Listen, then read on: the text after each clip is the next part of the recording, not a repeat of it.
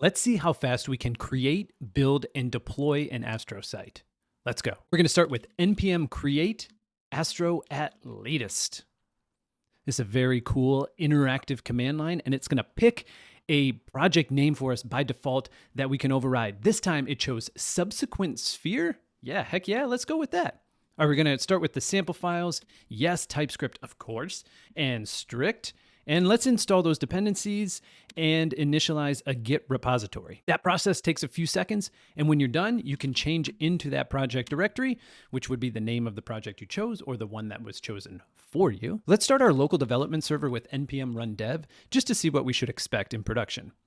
All right, it's going to run that server on localhost 4321, so let's open that in the browser. This is the default Astro starter. It looks good, and this is what I'm going to expect to see after I build the site locally and then deploy it to Netlify. Let's get back to the command line. After stopping the development server, let's run a build so that we have something to deploy to Netlify, so we can run npm run build from the command line. It goes super fast, and when that's done, if you don't have the Netlify CLI installed already, you can do that with npm install -g Netlify CLI at latest. The Netlify CLI comes with this super handy alias NTL. So let's run NTL deploy to kick off that process. And let's work through this.